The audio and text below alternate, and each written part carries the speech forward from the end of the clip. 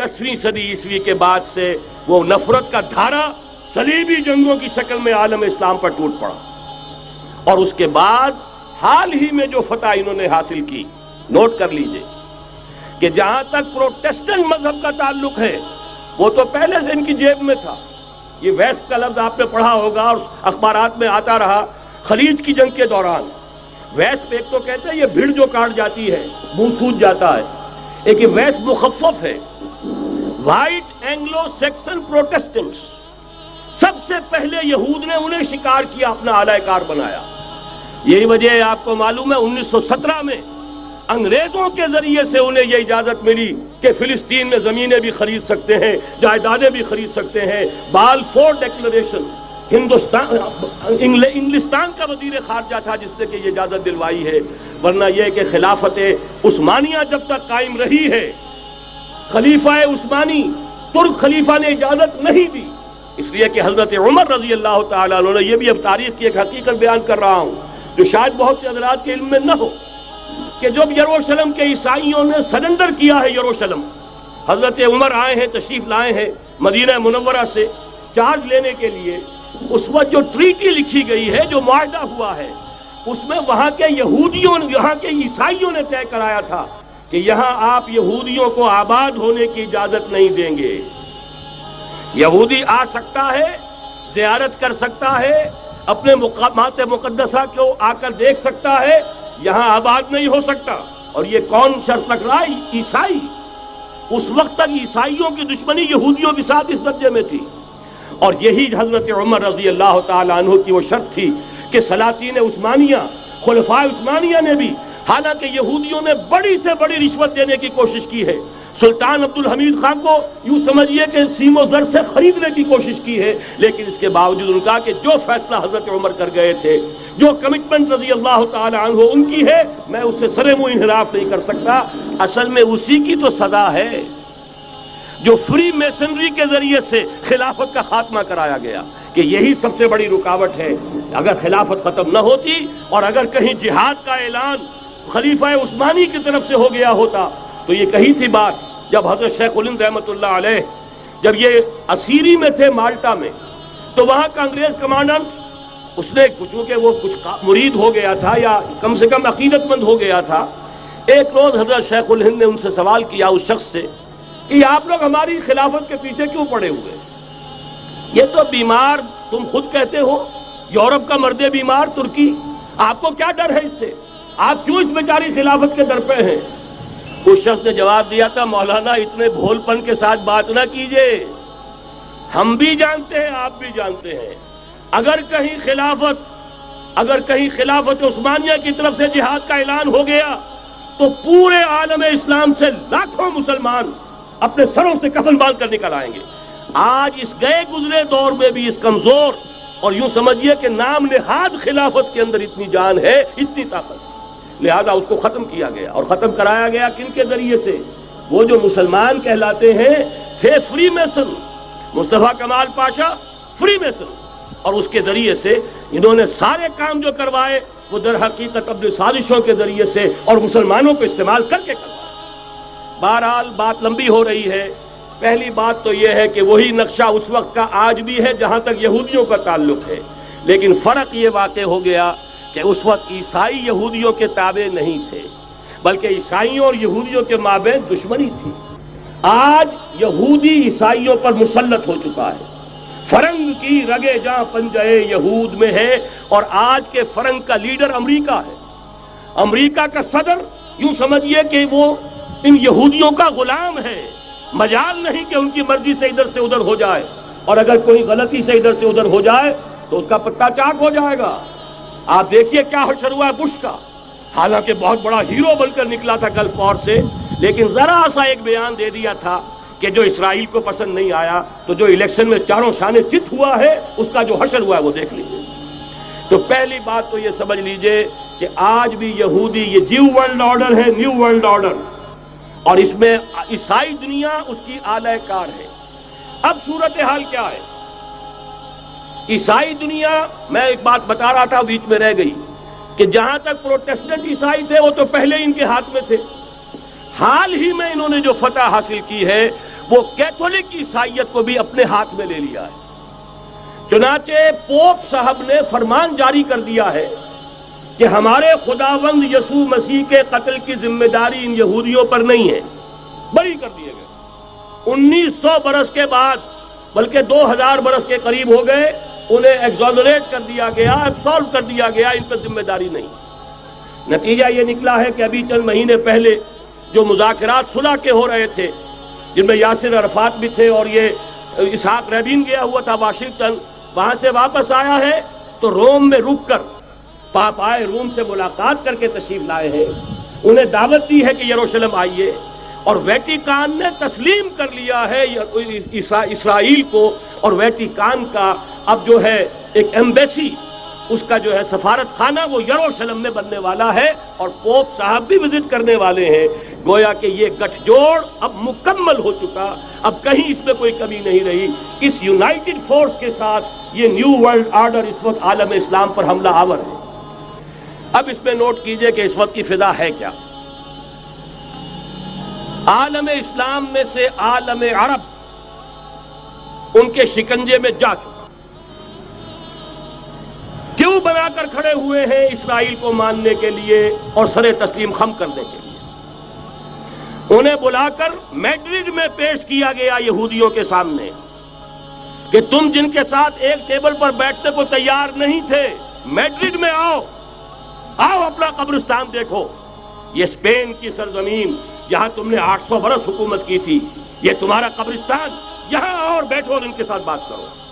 گئے تھے کہ نہیں تمام فرنٹ لائن سٹیٹس میڈرڈ میں؟ حالانکہ کوئی بین الاقوامی کانفرنس کبھی میڈرڈ میں نہیں ہوئی، یا تو یہ واشنگٹن میں، بعد میں وہ سارے معاملات واشنگٹن میں چلے، شروع وہاں سے کیا۔ اس لیے کہ نیوز ویک کا کچھ عرصے پہلے کور سٹوری جو تھی 1992 is the year of Spain. Why? 1592 was the year of the fall of Granada. 1492 میں 1492 میں غرناطہ کا سقوط ہوا، اور پورے آئیبیرین پیننسولا سے ایک ایک مسلمان بچہ نکال کر ختم کر دیا گیا، یا زندہ جلا دیے گئے، یا تہہ تیگ کر دیے گئے، یا جہازوں میں بھر بھر کر۔ اور آپ کو معلوم ہے میڈیٹرینین کی حیثیت کیا ہے، خلیج ہے، ایک معمولی سی خلیج، ادھر سے اسپین کا ساحل قریب آ جاتا ہے، اسپین کے ساحل سے جہازوں میں بھرا اور نارتھ افریقہ کے ساحل کے اوپر پھینک کر آ گئے۔ پورے ہسپانیہ میں جہاں 800 برس مسلمان کی حکومت رہی، ایک بچہ بھی مسلمان نام کا موجود رہا۔ یہ تھا 1492، اور اب آیا تھا 1992۔ 1992 is the year of Spain۔ اسی لیے ورلڈ اولمپکس رکھے گئے، وہاں دلہن کی طرح سجایا گیا ہسپانیہ کو، اور بلایا گیا، طلب کیا گیا، سمن کیا گیا تمام دول عرب کو، آؤ یہاں بیٹھو، اور یہاں بیٹھ کر اپنے ان یہودی دشمنوں کے ساتھ مصالحت کی بات شروع کرو۔ بہرحال نوٹ کر لیجئے، عالم عرب جا چکا ہے۔ کوئی دن کی بات ہے، میں سنسنی پیدا نہیں کرنا چاہتا، لیکن حالات اور واقعات سے نگاہیں بند کرنا بھی کوئی دانش مندی کی بات نہیں ہے۔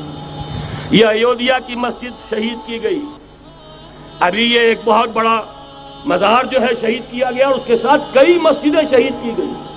یہ سب کیا ہے؟ یہ مسلمانوں کی نفس دیکھی جا رہی ہے کہ کوئی غیرت اور حمیت نام کی کوئی شے باقی ہے؟